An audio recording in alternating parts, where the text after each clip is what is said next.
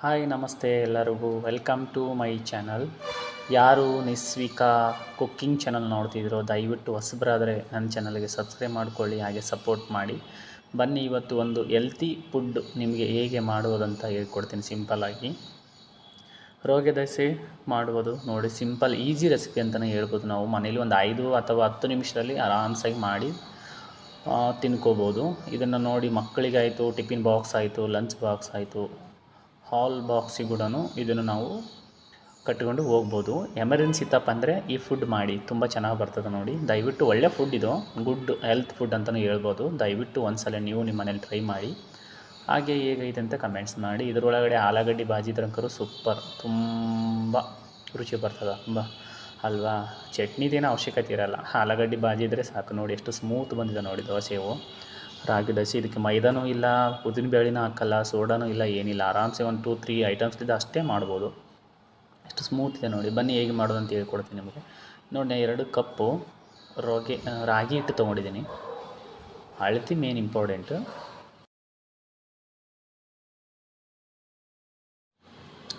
ಅಳತೆ main important ಯಾವಾಗಲೂ.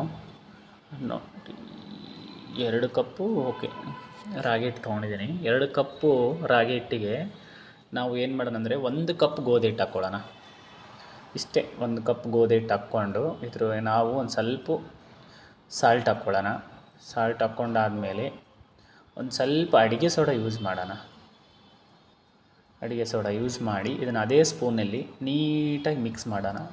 ಆ ಕಡೆ ಈ ಕಡೆ ಎಲ್ಲ ರಾಗಿ ಹಿಟ್ಟು ಗೋಧಿ ಹಿಟ್ಟು ರೊಟೇಟ್ ಮಾಡುತ್ತಾ ಎಲ್ಲ ಮಿಕ್ಸ್ ಆಗಬೇಕು.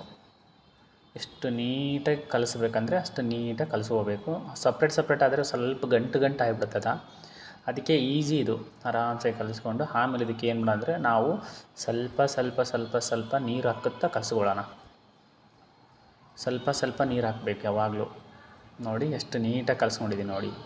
ಆಮೇಲೆ ಇದಕ್ಕೆ ಸ್ವಲ್ಪ ನೀಟಾಗಿ ಸ್ವಲ್ಪ ನೀರು ಹಾಕುತ್ತಾ ಅದೇ ಸ್ಪೂನಿಲ್ಲೇ ನೀಟಾಗಿ ಕಲಿಸ್ಕೊತ ರೊಟೇಟ್ ಮಾಡ್ತಿರಬೇಕು. ಎಲ್ಲಿ ಗಂಟಾಗಬೇಡ್ದು ಆ ಥರ ಕಲಿಸ್ಕೋಬೇಕು. ಗಂಟಾಗಿಬಿಟ್ರೆ ನಿಮಗೆ ದೋಸೆ ಚೆನ್ನಾಗಿ ಬರೋಲ್ಲ, ಅದಕ್ಕೆ ಹೇಳೋದು ನಿಮಗೆ. ಅವೆರಡೂ ನೀಟಾಗಿ ಮಿಕ್ಸ್ ಆಗಬೇಕು. ನಾವು ಅಕ್ಕಿ ದೋಸೆ ಇದು ಮಾಡ್ತೀವಲ್ವ, ಆ ಥರ ನೋಡಿ ಎಷ್ಟು ನೀಟಾಗಿ ಬಂದಿದೆ ನೋಡಿ ಅಲ್ವಾ. ಈ ಥರ ನೀಟಾಗಿ ಕಲಿಸ್ಕೊಂಡ್ರೆ ದೋಸೆ ಚೆನ್ನಾಗಿ ಬರೋದು. ಆ ಥರ ಅತಿ ಗಟ್ಟಿನೂ ಇಲ್ಲ, ಅತಿ ನೀರಿನಿಲ್ಲ, ಮೀಡಿಯಮ್.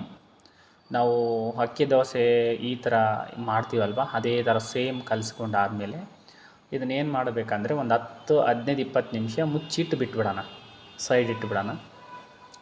ಆಮೇಲೆ ಇದಕ್ಕೆ ಒಂದು ಸ್ವಲ್ಪ ಬಾಜಿ ಬೇಕಲ್ವ, ಆಲೂಗಡ್ಡೆ ಒಂದು 4 ಅಥವಾ 5 ಆಲೂಗಡ್ಡೆ ನಾವು ಆಲ್ರೆಡಿ ಬಾಯ್ಲ್ ಮಾಡ್ಕೊಂಡಿದ್ದೆ. ಬಾಯ್ಲ್ ಮಾಡಿಕೊಂಡು ತೊಗಟೆ ಎಲ್ಲ ತೆಗೆದು ಸೈಡಲ್ಲಿ ಸಣ್ಣಗೆ ಹೆಚ್ಚಿಟ್ಕೊಂಡಿದ್ದೀನಿ ಚಾಕುದಲ್ಲಿ.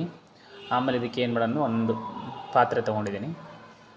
ಪಾತ್ರೆ ತೊಗೊಂಡಾದಮೇಲೆ 1 ಸ್ಪೂನು ಅಥವಾ 1 1/2 ಸ್ಪೂನು ಆಯಿಲ್ ಹಾಕ್ತಾಯಿದ್ದೀನಿ. ನಾವು ಯೂಸ್ ಮಾಡೋಂಥ ಆಯಿಲು ಸನ್ಫ್ಲವರ್ ಆಯಿಲ್ ಯೂಸ್ ಮಾಡ್ತೀವಿ. ಸನ್ಫ್ಲವರ್ ಆಯಿಲ್ ತುಂಬ ಚೆನ್ನಾಗಿ ಬರ್ತದೆ, ಆಮೇಲೆ ರುಚಿನೂ ತುಂಬ ಚಲೋ ಇರ್ತದೆ. ಹಾಗಾಗಿ ನೋಡಿ ಒಂದು ಸ್ವಲ್ಪ ಸಾಸಿವೆ, ಜೀರಿಗೆ, ಸ್ವಲ್ಪ ಕರಿಬೇವು ಹಾಕ್ಕೊಳ್ತೀನಿ. ಇದಕ್ಕೆ ಮೇನ್ ಪಾಯಿಂಟ್ ಅಂತೆ ಉದ್ದಿನಬೇಳೆ ಇದ್ದರೆ ನಿಮ್ಮ ಮನೇಲಿ ಉದ್ದಿನಬೇಳೆ ಹಾಕ್ಕೊಳ್ಳಿ, ತುಂಬ ರುಚಿ ಬರ್ತದೆ ಉದ್ದಿನಬೇಳೆ ಯಾವಾಗಲೂ. ಉದ್ದಿನಬೇಳೆ ಇದ್ರೇ ಆಲೂಗಡ್ಡೆ ಪಲ್ಯ ತುಂಬ ರುಚಿ ಬರೋದು, ತಿನ್ನಬೇಕಾದತ್ನಾಗ ಒಳ್ಳೆ ಟೇಸ್ಟ್ ಕೊಡ್ತದೆ ನಾಲಿಗೆಗೆ. ಹಾಗಾಗಿ ಒಂದು 4 ಅಥವಾ ಗ್ರೀನ್ ಚಿಲ್ಲಿ ತೊಗೊಂಡು ನೀಟಾಗಿ ಕ್ರಾಸ್ ಮೇಲೆ ಹೆಚ್ಕೊಂಡಿದ್ದೀನಿ. ನೋಡಿ, ನಿಮಗೆ ಖಾರ ಜಾಸ್ತಿ ಇದ್ದರೆ ಖಾರ ಯೂಸ್ ಮಾಡ್ಕೊಳ್ಳಿ, ಖಾರ ಕಮ್ಮಿ ಅನ್ನೋದು ಓಕೆ. ಆಮೇಲೆ 1 ಅಥವಾ 2 ಈರುಳ್ಳಿ ತೊಗೊಂಡು ಉದ್ದಾಗಿ ಹೆಚ್ಕೊಂಡಿದ್ದೀನಿ. ಇದೇ ಥರ ಹೆಚ್ಕೋಬೇಕು ಯಾವಾಗಲೂ ಆಲೂಗಡ್ಡೆ ಬಾಜಿಗೆ, ತುಂಬ ರುಚಿ ಬರ್ತದೆ ಯಾವಾಗಲೂ. ಹೆಚ್ಕೊಂಡಾದಮೇಲೆ ನಾನು ಆಲ್ರೆಡಿ ಆಲೂಗಡ್ಡಿನ ಒಂದು ಸೈಡಲ್ಲಿ ಬಾಯ್ಲ್ ಮಾಡಿಕೊಂಡು ಸಣ್ಣಗೆ ಹೆಚ್ಚಿಟ್ಕೊಂಡಿದ್ದೆ. ನೋಡಿ, ಇದು ಆಲೂಗಡ್ಡಿನ ಅದರೊಳಗಡೆ ಹಾಕಿ ಇದಕ್ಕೆ ಒಂದು ಅರ್ಧ ಸ್ಪೂನಷ್ಟು ಅರಿಶಿನ ಪುಡಿ ಹಾಕೋಣ. ಆಮೇಲೆ ರುಚಿ ತಕ್ಕಂತೆ ಉಪ್ಪು ಹಾಕಿ ಮಿಕ್ಸ್ ಮಾಡಿ ಬಿಡೋಣ.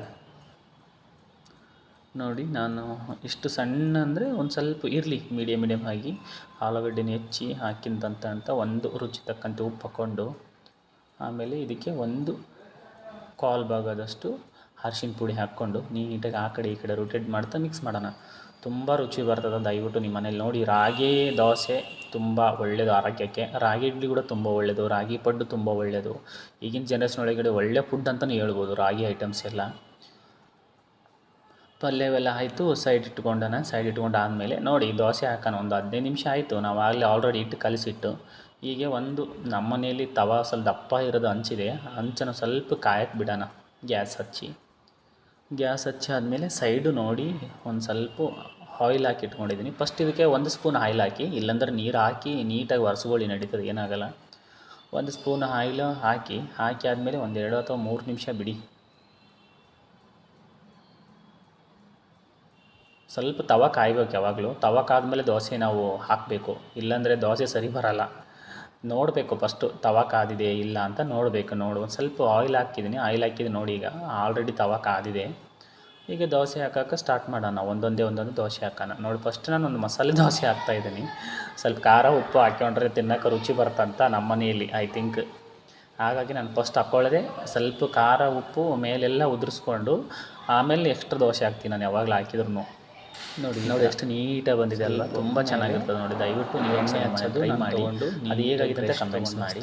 ಮೇಲೆ ನೋಡಿ ನಿಮ್ಮ ಮನೇಲಿ ನೋಡಿ ದೋಸೆಗೆ ಅಂತಲೇ ಸಿಗ್ತದೆ ಬ್ರಷ್, ನಿಮಗೆ ಬೇಕಾದರೆ ಮಾರ್ಕೆಟಲ್ಲಿ ಸಿಗ್ತಾರೆ, ತೊಗೊಂಡು ಯೂಸ್ ಮಾಡ್ಕೊಳ್ಳಿ.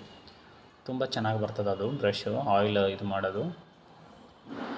ನೋಡಿ ಎಷ್ಟು ನೀಟಾಗಿ ಬಂದಿದೆಲ್ಲ. ಇದು ಕೆಳಗಡೆ ತಾನೇ ಉಬ್ಬಿ ಬಿಡ್ತದೆ, ನಾವೇನು ತಿರ್ಬೇಕಾದ ಅವಶ್ಯಕತೆನೇ ಇಲ್ಲ. ದೋಸೆ ತಾನೇ ಮೇಲೆ ಬಂದುಬಿಡ್ತದೆ, ಅಷ್ಟು ಚೆನ್ನಾಗಿ ಇಟ್ಟು ನೆಂದಿರ್ತದೆ ಅದು. ರಾಗಿ ದೋಸೆ ಮಾತ್ರ ತುಂಬ ಚೆನ್ನಾಗಿ ಬರ್ತಾವೆ. ದಯವಿಟ್ಟು ಒಳ್ಳೆ ಫುಡ್ಡು ನೋಡಿ, ಒಳ್ಳೆ ಫುಡ್ಡು ನೀವು ನಿಮ್ಮ ಮನೇಲಿ ಒಂದ್ಸಲ ಟ್ರೈ ಮಾಡಿ, ಹೇಗಿದೆ ಅಂತ ಕಮೆಂಟ್ಸ್ ಮಾಡಿ. ತುಂಬ ರುಚಿಯಾಗಿ ಬರ್ತದೆ. ಆಲೂಗಡ್ಡೆ ಪಲ್ಯ ಅಲಂಕಾರವು ಸೂಪರಾಗಿ ಬರ್ತದೆ ನೋಡಿ, ಎಷ್ಟು ನೀಟಾಗಿ ಬರ್ತದೆ ನೋಡಿ ಅಲ್ವಾ. ಬನ್ನಿ ಇನ್ನೊಂದು ದೋಸೆ ಮಾಡಿ ಹಾಕೋದು ತೋರಿಸ್ತೀನಿ ನಿಮಗೆ. ನೋಡಿ ಮತ್ತೊಂದು ದೋಸೆ ಹಾಕಿದ್ದೀನಿ. 1 ಸ್ಪೂನು ತುಪ್ಪ ಹಾಕ್ತಾಯಿದ್ದೀನಿ ನೋಡಿ. ಇದಕ್ಕೆ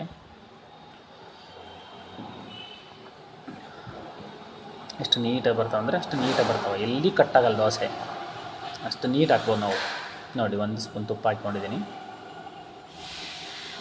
ತುಪ್ಪ ಹಾಕ್ಕೊಂಡು ಆ ಬ್ರೆಸ್ಸಲ್ಲೇ ಎಲ್ಲ ನೀಟಾಗಿ ಸುತ್ತರದೆಲ್ಲ ತುಪ್ಪ ಎಲ್ಲ ಸವರಿ ಬಿಡೋಣ. ದೋಸೆಗೆ ಹೆಂಗೆ ಬರ್ತದಂದ್ರೆ ಸ್ಮೆಲ್ಲು ಸೂಪರಾಗಿ ಬರ್ತದೆ. ಆಮೇಲೆ ಸ್ವಲ್ಪ ರೋಸ್ಟ್ ಬೇಕಂದ್ರೆ ನೀವು ಆರಾಮ್ಸೆ ರೋಸ್ಟ್ ಮಾಡ್ಕೋಬೋದು ಕೆಳಗಡೆ. ನೋಡಿ ನಾನು ಅಲ್ಲಿ ತುಪ್ಪ ಸವರ್ತಾ ಇದ್ದೀನಿ ಕೆಳಗಡೆ.